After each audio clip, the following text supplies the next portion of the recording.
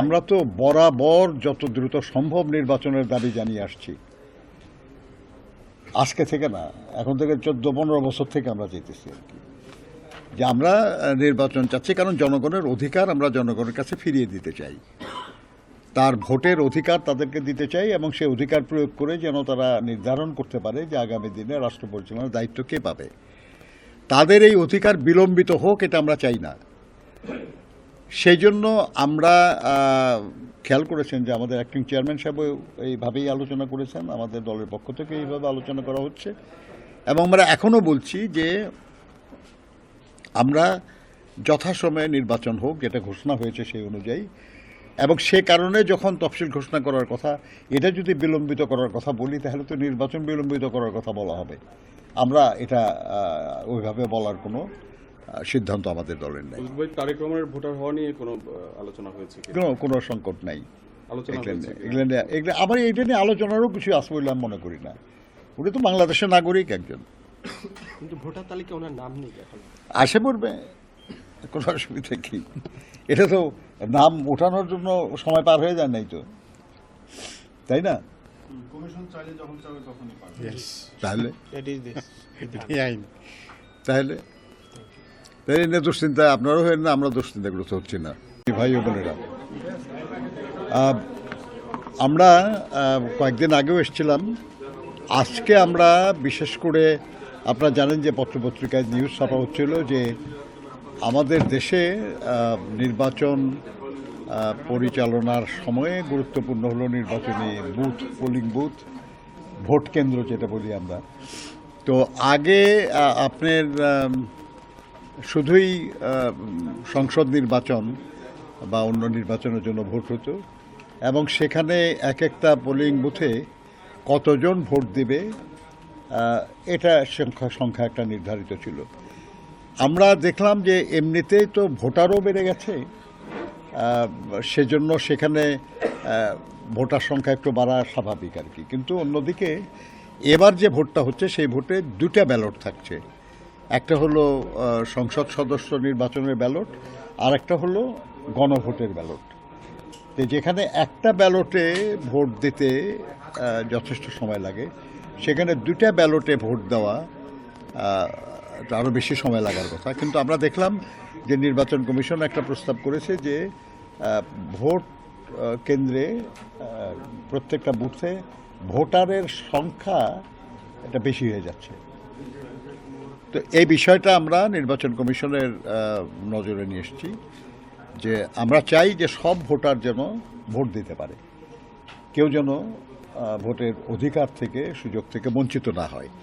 কিন্তু যেখানে একটা ভোট দেওয়ার জন্য যে পরিমাণ ভোটার ছিল একটা বুথে, আপনারা এই সংখ্যাটা অনেক বাড়িয়ে দিয়েছেন, অথচ ভোট হবে একটা ব্যালটে না, দুটা ব্যালট। এটা কী করে সম্ভব? মানে এটা অনেক লোক তো ভোট দিতে পারবে না। ওনারা বলেছেন যে তারা এই নিয়ে নিজেদের মধ্যে আলোচনা করছেন তারা, এবং আগামী রবিবারে সম্ভবত তাদের নির্বাচন কমিশনের একটা মিটিং আছে, সেখানে তারা বিষয়টা নিয়ে আলোচনা করবেন তারা, যে কিভাবে সব ভোটাররা নির্বিঘ্নে ভোট দিতে পারে। সেটার জন্য পোলিং সেন্টার, বুথ, ব্যালট, যে ভোট দেওয়ার জন্য যে ব্যালটের সিল দেওয়া হয়, ওটা বুথে একটা জায়গায় সিল দেওয়া হয়। তো ওনারা ওটার সংখ্যা বাড়াতে পারেন কিনা, একটু বিভিন্ন জিনিস, বা ভোট দেওয়ার সময়, যেমন ধরেন 8টা থেকে 4টে, সেটা 7:30 থেকে 4:30 করা যায় কিনা, বা কোনোভাবে একটু সময় বাড়ায় সবাই ভোট দেওয়ার অধিকার নিশ্চিত করা যায় কিনা। বুথের সংখ্যা বাড়ানো যেতে পারে। এগুলো অনেক কিছু তারা মাথায় আছে, আমরা পরামর্শ করেছি। এরা সামনের রোববার দিন তারা এটা নিয়ে কথা বলবেন, এবং কথা বলে যে সিদ্ধান্ত তারা নেবেন, আমরা যদি মনে করি যে সেটা যুক্তিসঙ্গত এবং বাস্তবসম্মত, গুড এনাফ। আর না হলে পরে আবার আমরা নিশ্চিত তাদের সঙ্গে কথা বলবো, কারণ আমরা চাই যে সব ভোটার যেন নির্বিঘ্নে ভোট দিতে পারে। আপনাদের পরামর্শ কি ছিল? বুথ সংখ্যা বাড়ানোর পরামর্শ ছিল? বিভিন্ন পরামর্শ আর কি, এটা তো একটা পরামর্শ না, একাধিক পরামর্শ। কারণ পয়েন্টটা হলো যাতে সবাই ভোট দিতে পারে। কিভাবে পারবে আর কি, যেমন ধরেন সময় বাড়ানোরও তো একটা প্রস্তাব আছে কারো, কারো কারো পোলিং বুথ বাড়ানোর প্রস্তাব আছে, কারো কারো ব্যালট বাক্স বাড়ানোর প্রস্তাব হতে পারে, হ্যাঁ মার্কিং প্লেস মার্কিং প্লেস আপনার মানে সংখ্যা বাড়ানো যেতে পারে যাতে করে তাড়াতাড়ি হয় আর কি। তো এগুলো আসলে একটা পয়েন্ট আর কি। দ্বিতীয় যেটা আমরা আপনারা খেয়াল করেছেন যে পত্রপত্রিকা আসছিল যে আমাদের যে ব্যালট পেপার ছাপা হয় এটা নর্মালি সরকারি প্রিন্টিং প্রেসে ছাপা হয়, 3টে প্লেস আছে। হ্যাঁ তিনটা সরকারি প্রেস আর তিনটা কি, press। তিনটা প্রেসে ছাপা হয় আর কি। এবার আমরা আমরা শুনতে পাচ্ছিলাম যে এর বাইরেও কোথাও ছাপানোর চিন্তাভাবনা আছে আর কি। তা আমরা এটা নিয়ে আলাপ করেছি যেন আমরা কোনো প্রাইভেট কোনো প্রেসে ব্যালট পেপার যেন ছাপানো না হয়। তারা জানিয়েছেন আমাদেরকে যে না, তারা কোনো প্রাইভেট প্রেসে ব্যালট পেপার ছাপানো হবে না। 3 নম্বর আমরা যেটা আলোচনা করেছি সেটা গতবারও আমরা আপনাদেরকে বলেছিলাম যে আমরা আলটিমেটলি নিশ্চয়ই সব নাগরিকের ন্যাশনাল আইডি হবে, ভোটার আইডি হবে আমরা আশা করি, কিন্তু এত দ্রুত হয়তো সবার হওয়া মুশকিল। সেই জন্য আমরা বলেছিলাম যে শুধুই ন্যাশনাল আইডিকে বা এটাকে ক্রাইটেরিয়া না করে যেন পাসপোর্ট আর কি, কারণ ন্যাশনাল আইডি যেমন সরকারের একটা প্রতিষ্ঠান দেয়, পাসপোর্টও সরকারের আরেকটা প্রতিষ্ঠান দেয়, এটা কোনো প্রাইভেট অর্গানাইজেশন না, সরকার। অতএব সেটাকে রিকগনাইজ করা এবং দরকার হলে সেটা ভেরিফিকেশনও করতে পারে বা নির্বাচন কমিশন, যে যদি মনে করে যে কারো পাসপোর্ট এটা সঠিক কি সঠিক না তা ভেরিফিকেশন করতে পারে। কিন্তু পাসপোর্টকে ভোটটা হওয়ার ব্যাপারে এটাকে একটা ভ্যালিড ডকুমেন্ট হিসেবে গ্রহণ করার ব্যাপারে আমাদের তরফ থেকে আমরা বলেছি। তারা বিদেশে যারা আছে, প্রবাসে যারা আছে, তো আপনার যারা প্রবাসী বাংলাদেশি যারা, তারাও আমাদের সঙ্গে কিন্তু এই ব্যাপারটা নিয়ে কন্টিনিউয়াসলি যোগাযোগ করতেছে যে তারা ভোটার হতে চায় কিন্তু তাদের তো ন্যাশনাল আইডি নাই, অতএব ভোটার হতে পারছে না, অতএব আমাদের তার পাসপোর্টকে যেন বিবেচনায় নেওয়া হয়। আপনি এখানে খেয়াল করতেছেন যে 1,76,000 অলরেডি হয়ে গেছে, এটা তো সংখ্যা মোটামুটি বেশি মনে হয়, কিন্তু বিদেশে যে পরিমাণ বাংলাদেশি নাগরিক আছে সেই তুলনায় কিন্তু এটা মানে লিটল মোর দ্যান 1%, বুঝছেন না? কাজে আমরা চাচ্ছি আরও অনেক অনেক বেশি প্রবাসী বাংলাদেশিরা ভোটার হোক। তো সেই জন্য আমরা আবার আজকেও অনুরোধ করেছি যে পাসপোর্টকে যেন ভোটার আইডি করার ক্ষেত্রে ডকুমেন্ট, ভ্যালিড ডকুমেন্ট হিসেবে বিবেচনা করা হয় এবং প্রয়োজনে তারা এটা যেন ভেরিফিকেশনও করে নেয়। এটা তো আমাদের আপত্তি নাই, কিন্তু ওটাকে রিকগনাইজ করা as a valid document, basic document. এটাকে কি আপনার ভোটার আইডি বিকল্প হিসেবে দেখতে চান? No no no no no, ও আপনাকে এখন তো ন্যাশনাল আইডি দেখে ভোটার আইডিটা করা হচ্ছে, পাসপোর্ট না। কিন্তু আমরা বলছি সবার তো ন্যাশনাল আইডি নাই, কিন্তু বিদেশে যারা গেছে তাদের সবারই কিন্তু পাসপোর্ট আছে, পোস্টাল ব্যালট, তাই না? তো সেই জন্য এই পোস্টাল ব্যালটের ব্যাপারে যে রেজিস্ট্রেশনটা, সেই রেজিস্ট্রেশনটা পাসপোর্ট দেখেও যেন করা হয় আর কি। যদি পাসপোর্ট নিয়ে কোনো দুশ্চিন্তা থাকে তাদের কোনো, সেটা ইচ্ছা করে তারা ভেরিফাই করে নিতে পারে, কিন্তু ওটাকে ভ্যালিড ডকুমেন্ট হিসাবে বিবেচনা করা এবং সেই আলোকে তাদেরকে ভোটার করা। কাজে আমরা প্রবাসী বাংলাদেশিদেরকে ভোটার করার জন্য, নির্বাচনে অংশগ্রহণের সুযোগ দেওয়ার জন্য পাসপোর্টকে ভ্যালিড ডকুমেন্ট হিসেবে বিবেচনা করার জন্য আমরা অনুরোধ জানিয়েছি। কিন্তু ভোটার তালিকায় যদি নাম না থাকে আরে ভাই, ভোটার তালিকায় নাম না থাকলে জন্যই তো এটা করা এখন তার ভোটার হওয়ারই সুযোগ নেই।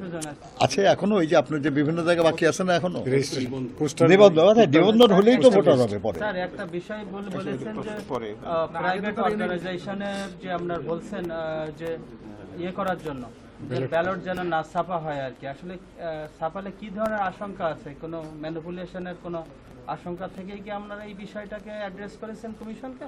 আশঙ্কা থেকে করি আমরা, কি ধরনের আশঙ্কা একটু? যেমন ঢাকা বিশ্ববিদ্যালয় অনেক অনেক কারণ আছে, অনেক কারণ আছে।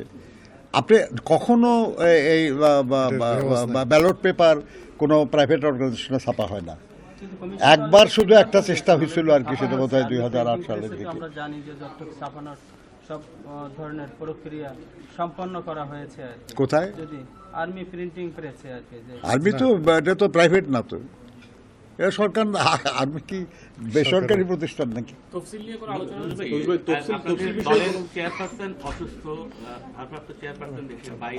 আপনি নির্বাচনের বিষয়ে আর কোনো প্রশ্ন নাই তো? নির্বাচন বিষয়ে আচ্ছা। বিষয়ে তো এই অবস্থায় তফসিল যদি ঘোষণা হয়, আপনারা বিষয়টিকে কিভাবে দেখবেন? একই সাথে আজকে গতকালকে 36টা এনসিপি এসে বলেছে রাজনীতি কেমন 36 জনকে পরিস্থিতি, nomination তফসিল ঘোষণার আগে বিষয়টা ভেবেছেন আপনারা? মানে সংকট দেখেন, নিরসনের নিঃসন্দেহক্রমে আমাদের নেত্রী, দেশনেত্রী বেগম খালেদা জিয়া, যিনি গণতন্ত্রের মাতা এবং এ দেশের দলমত নির্বিশেষে প্রত্যেক মানুষ তাকে শ্রদ্ধা করে, তার আশু রোগ মুক্তি কামনা করে সবাই দোয়া করছে তার জন্য। আমরা তার সুচিকিৎসার জন্য সর্বাত্মক চেষ্টা চালাচ্ছি এবং আল্লাহর মেহেরবানিতে সম্ভবত কাল ভোরবেলা তিনি দেশের বাইরে চিকিৎসার জন্য যাচ্ছেন। আমরা আশা করি যে উনি দ্রুতই সুস্থ হয়ে উঠবেন। আমাদের এই আকাঙ্ক্ষা তো অনুযায়ী আমরা কিছু আশা করি তো, তাই না, যে এই হবে, তাহলে খুব দ্রুত উনি সুস্থ হবেন। এবং এটাই বিবেচনা রেখেই আমরা খেয়াল করেছেন যে আমরা আজকেও কিন্তু আরও কিছু প্রার্থীর নাম ঘোষণা করেছি, অর্থাৎ আমরা নির্বাচনী প্রক্রিয়ায় আছি। খোদা না করুন অনিবার্য কোনো পরিস্থিতি ছাড়া আমরা এই প্রক্রিয়ার বাইরে যেতে চাই না। তো কাজে আমরা আশা করি যে আল্লাহর মেহেরবানি নির্বাচনে তফসিল ঘোষণা হতে পারে, যা করছি, কিন্তু উনি দ্রুতই সুস্থ হয়ে আমাদের মাঝে ফিরে আসবেন এবং এসে উনি এই প্রক্রিয়ায় যুক্ত হবেন ইনশাআল্লাহ। তার মানে আপনারা কি বলতে যাচ্ছেন যে তফসিল যে সময়ে ঘোষণা করার কথা, অর্থাৎ আগামী সপ্তাহে, ইসির নির্ধারিত সময়ে সময়। সেটাই সেক্ষেত্রে আপনাদের কোনো অবজারভেশন আমরা তো বরাবর যত দ্রুত সম্ভব নির্বাচনের দাবি জানিয়ে আসছি। আজকে থেকে না, এখন থেকে 14-15 বছর থেকে আমরা যেতেছি আর কি, যে আমরা নির্বাচন চাচ্ছি, কারণ জনগণের অধিকার আমরা জনগণের কাছে ফিরিয়ে দিতে চাই। তার ভোটের অধিকার তাদেরকে দিতে চাই এবং সেই অধিকার প্রয়োগ করে যেন তারা নির্ধারণ করতে পারে যে আগামী দিনে রাষ্ট্র পরিচালনার দায়িত্ব কে পাবে। তাদের এই অধিকার বিলম্বিত হোক, এটা আমরা চাই না। সেই জন্য আমরা খেয়াল করেছেন যে আমাদের অ্যাক্টিং চেয়ারম্যান সাহেব এইভাবেই আলোচনা করেছেন, আমাদের দলের পক্ষ থেকে এইভাবে আলোচনা করা হচ্ছে এবং আমরা এখনও বলছি যে আমরা যথাসময়ে নির্বাচন হোক, যেটা ঘোষণা হয়েছে সেই অনুযায়ী। এবং সে কারণে যখন তফসিল ঘোষণা করার কথা, এটা যদি বিলম্বিত করার কথা বলি, তাহলে তো নির্বাচন বিলম্বিত করার কথা বলা হবে। আমরা এটা ওইভাবে বলার কোনো সিদ্ধান্ত আমাদের দলের নেই। ভাই, তারেক রহমানের ভোটার হওয়া নিয়ে কোনো আলোচনা হয়েছে কি? কোনো সংকট নাই আলোচনা হয়েছে কি? এগুলো আবার এটা নিয়ে আলোচনারও কিছু আসবে বলে আমি মনে করি না। উনি তো বাংলাদেশের নাগরিক একজন, কিন্তু ভোটার তালিকায় ওনার নাম নেই এখন। আসে পড়বে, কোনো অসুবিধা কি? এটা তো নাম ওঠানোর জন্য সময় পার হয়ে যায় নাই তো, তাই না? Yes. তাহলে এই আইন। তাহলে নিয়ে দুশ্চিন্তা আপনারও হয় না, আমরা দুশ্চিন্তাগ্রস্ত হচ্ছি না। Thank you.